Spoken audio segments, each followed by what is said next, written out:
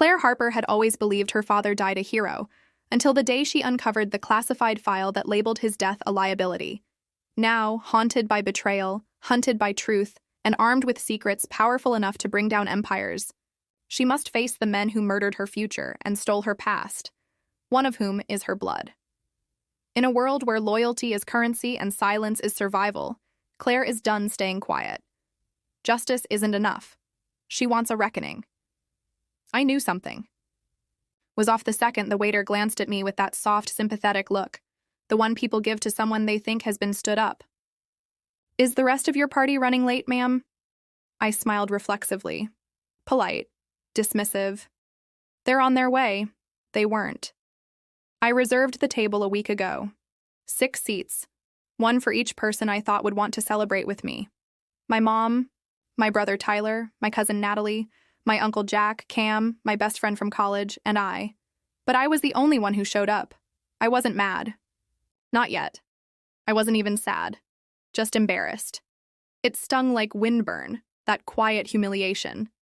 I sat at the corner booth by the window, dressed nicer than usual. A navy wrap dress. Heels, which I hated. Hair flat-ironed into something sleek. And professional.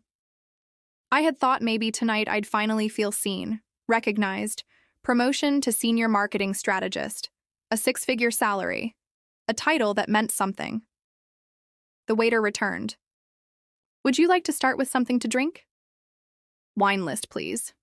He handed it over with a nod and a polite smile. I scanned the list and pointed to a bottle I hadn't tasted in years. The same wine from my graduation dinner. Back when Dad was still alive. As the minutes ticked by, I kept glancing at the door, hoping, foolishly, hoping someone would come rushing in with an apology, out of breath and red-faced, saying there'd been traffic, a misunderstanding, anything. No one did. Pulled out my phone, avoiding the door. I avoided the mirror of my reflection in the restaurant window. Emails, Instagram, Slack messages. I was trying so hard to look like a woman waiting, not one abandoned. A ping, text message, from Mom. I tapped it open, hopeful. "You're not exactly a priority right now. We'll catch up soon. Enjoy your dinner." I stared. I read it again, then again, as if the letters might shuffle into something less cruel, less final. But they didn't. That was it. No apology, no congratulations, just a cold dismissal wrapped in fake kindness. I set the phone down, but her words kept echoing. Not a priority. Not a priority. Not a priority. Around me, the restaurant buzzed. Laughter, clinking glasses. A group at the back sang a shaky birthday song. I sat, surrounded by 6 empty chairs, cradling a glass of wine, eyes dry but burning. And something shifted. Something old and tired inside me finally cracked. For years, I had been the fixer, the provider, the dependable one. When Dad died, things fell apart like a house with a slow leak in the roof. Quiet at first, containable. Then one by one, it all caved in. Mom lost her second job. Tyler crashed his car. Natalie missed rent. Thanksgiving dinner almost got canceled because no one could cover groceries. I stepped in, again and again. Because I could, because I was single, no kids, a good job. It started small. An electric bill here, a grocery trip there, but it became a pattern. Then a system. Then an expectation. I paid the mortgage on the house I hadn't lived in since I was 22. Slowly, piece by piece, I covered utilities. I bought Tyler a used car after he totaled the first. I paid for the catering last Thanksgiving. No one asked how I was. They were too busy talking about Tyler's latest startup. Another one. "You're just so good at managing things," Mom would say with that gentle, guilt-laced voice. "Not everyone's built like you, sweetheart," and I believed her. I believed that being capable meant I owed it to them. That strength was currency. That love meant self-erasure. But tonight, I looked at that table and saw the truth laid bare. 6 chairs, all empty, and I, the only one who showed up. I didn't realize until then that I'd been disappearing. Slowly. Willingly, eroding under the weight of responsibility no one asked me to carry. They just assumed I would. A few months back, Tyler asked for help with a down payment. He was vague. A project, he said. Promised to pay it back within the month. I wired $2,000 without a word. Natalie let it slip that he'd bought a motorcycle, a sleek black one. When I asked Mom about it, she just shrugged. He's doing something for himself. It's not like he has. Anyone else looking out for him? I remember staring at her. And who's been looking out for me? She didn't answer. Just patted my hand like I was being dramatic. You always help. It's just who you are. Maybe it was. Maybe that's who I was taught to be, the strong one, the fixer, the emotional janitor for a family too fragile to hold its weight. But being strong doesn't mean you're loved more. It just means they think you can take more. And for 5 years I had. They called it generosity. I called it duty. But tonight, I finally called it what it was. Debt. Not just financial, emotional. I went home that night and didn't turn on the lights. I sat on the edge of my bed, still in heels, that text from Mom burning on my screen. Not a priority. I scrolled through bank transfers, texts, and photos, trying to find the moment I became invisible. Then came another notification. Natalie. A photo, my breath caught, the family, Mom, Tyler, Natalie, and Uncle Jack, standing outside a waterfront restaurant, glasses raised. Tyler front and center, holding a motorcycle key, flashing a peace sign. His jacket looked new, so did his watch. Caption, celebrating the dreamer. He finally got his moment. The timestamp was 1 hour after Mom's message. They hadn't forgotten. They had chosen not to show up, not to support, not to acknowledge. They celebrated my brother with the money I gave. The same night they abandoned me, and in that stillness, clarity came. They didn't see me. They saw a wallet, a lifeline, an insurance policy. Tyler didn't earn that moment. He absorbed it. I paid for it. They called him the dreamer. I was just the net beneath him. That night, I poured another glass of wine and opened an old spreadsheet. Family. Support. Private, do not delete. Each tab has a name. Each line is an entry. Rent, utilities, repairs, gifts, loans. Total at the bottom, $82,910.37. Not a fortune, but a small house, a decade of therapy, a year in Italy, love, itemized. I logged into the joint mortgage account. Autopay is still active. Pulling from my account on the 10th of every month, I clicked cancel, a green check mark, no confirmation, no guilt, just done. I grabbed my keys and drove. Mom's house was dark. I didn't ring the bell. I wrote a note, 5 words. Let him handle it now. Then, in smaller writing, you raised me to care for everyone else. You never taught me how to care for myself. I stuck it to the door and walked away. No music, no tears, just the night and the rhythm of my heart finally beating for me. Rain tapped gently against the tall windows of the Caldwell estate, a rhythmic pattern that mimicked the growing unease in Bianca's chest. The luxurious calm of the living room betrayed the storm brewing beneath the surface of her mind. She sat, legs crossed, staring at the sealed envelope in her lap, Gregory's official response to the divorce proceedings. Across the room, her lawyer and longtime friend Sandra Whitmore sipped coffee with the composure of someone who'd waged wars in boardrooms and won. You sure you want to read this now?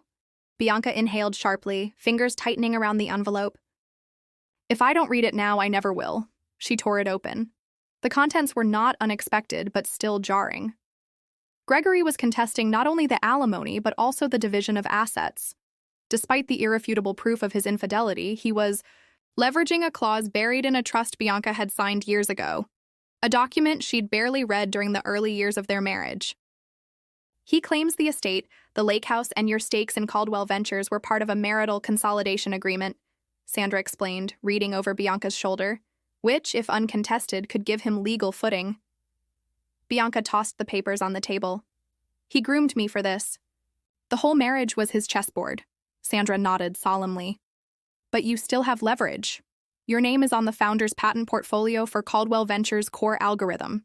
That alone could dismantle his house of cards. Bianca looked up, her expression hardening. Then we play. 2 days later, Caldwell Ventures headquarters.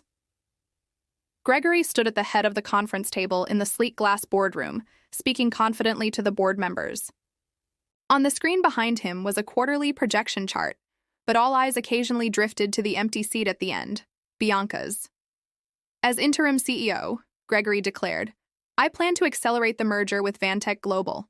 It promises a 23% boost in our valuation.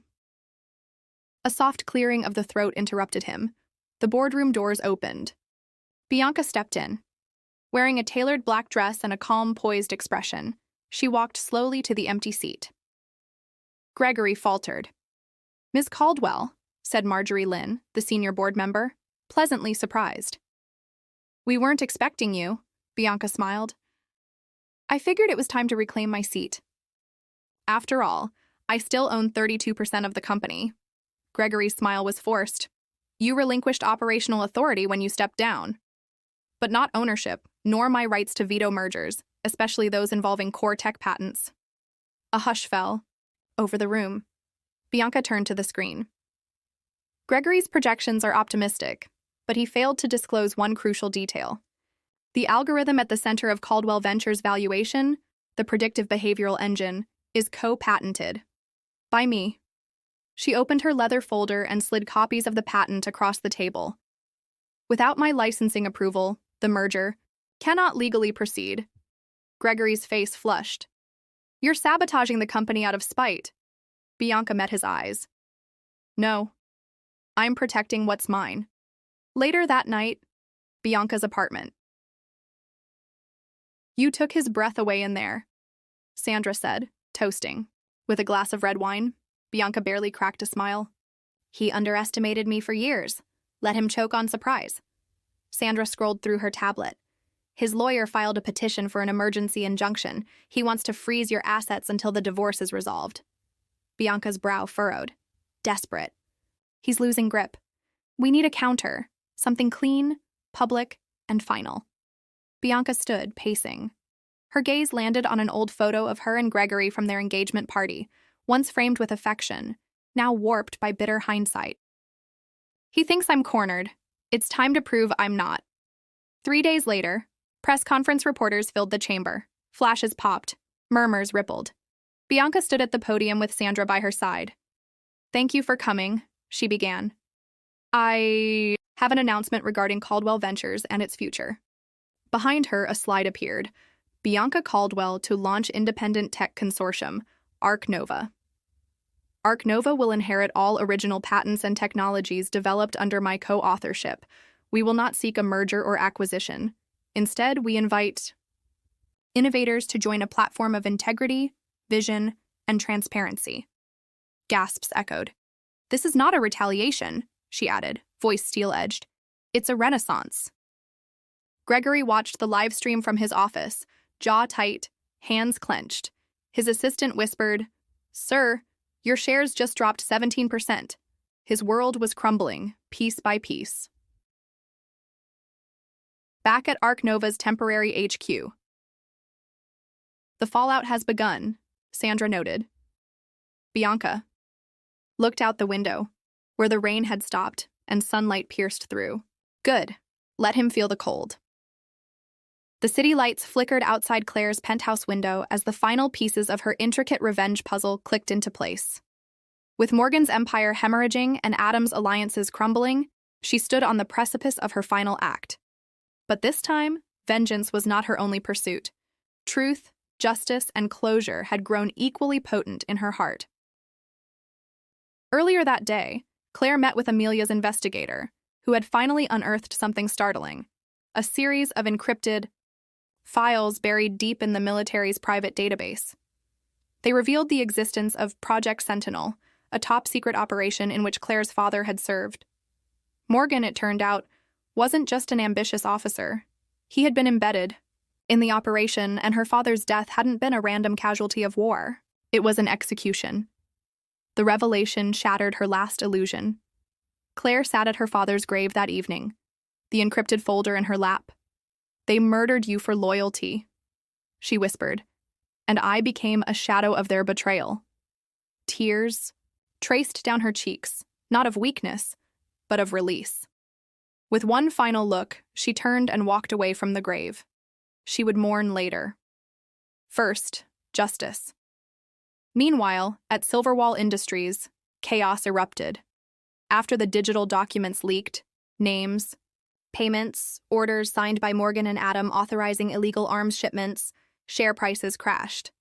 News agencies swarmed like vultures. Shareholders demanded an emergency meeting.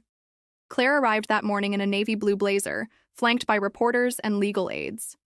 Morgan had always taught her to dress for war. Today, she did. Inside the boardroom, she faced Morgan, now hollow-eyed and strained, and Adam, disheveled and livid. "You came here to gloat," Adam hissed. "I came here to end it," Claire replied calmly. The boardroom erupted into chaos as Claire presented the final bombshell, a video recorded years ago by her father before his last mission. In it, he addressed Morgan and warned, "If anything happens to me, Claire will know. One day she'll find out what you did." Morgan paled. The board watched in stunned silence. "This," Claire continued, "is the legacy you tried to bury, but not anymore." With overwhelming evidence, the board removed Morgan as CEO. Adam, implicated beyond redemption, was arrested later that evening. The public spectacle ensured he would never resurface in politics or business. But Claire's work wasn't done. In the weeks that followed, she partnered with human rights organizations and investigative journalists to expose the full-scale of corruption tied to Project Sentinel. More names came to light. Retired generals, corrupt politicians, and silent profiteers were brought under scrutiny. A national inquiry was launched. The scope of the investigation spread across continents. At the same time, Claire focused on building something lasting. She transformed the former Silverwall headquarters into the Harper Foundation, a center dedicated to ethical innovation, veterans rehabilitation, and whistleblower protection. She didn't seek revenge anymore. She sought reformation. Amelia, now appointed CEO of the foundation, proved to be a bold, visionary leader. Claire remained as an advisor, choosing impact over title. Together, they redefined leadership, ethics, and corporate responsibility. The day they launched the foundation's first global conference, Claire gave the keynote address. Her voice trembled slightly but grew stronger with every word. "My father believed in service, in honor. He died for it. I lived with the silence of that betrayal for years, but silence is a choice, and so is action. Today, we choose the latter." The audience gave her a standing ovation. Veterans wept, journalists applauded, young leaders took notes. After the event, Claire walked alone to a quiet corner of the building. There, framed on the wall, was her father's last letter. Below, it was a plaque that read, "For those who serve and for those who rise." 1 year later, Claire visited a military rehabilitation center funded by the foundation. There, she met a young soldier who had lost a limb, but regained hope through the center's support. "Your story inspired me," he told her. "You didn't give up." Claire smiled, eyes glistening. "Neither did you, and that's what matters." She stayed for hours, speaking with veterans, listening to their stories, and encouraging their dreams.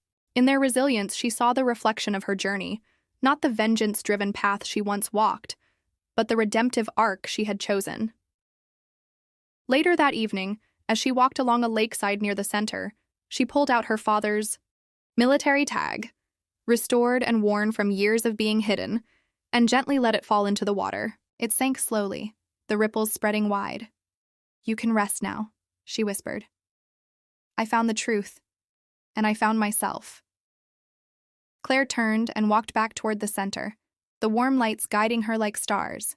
She had started this journey to avenge the past. But she ended it by building a future, and in that, her father lived on.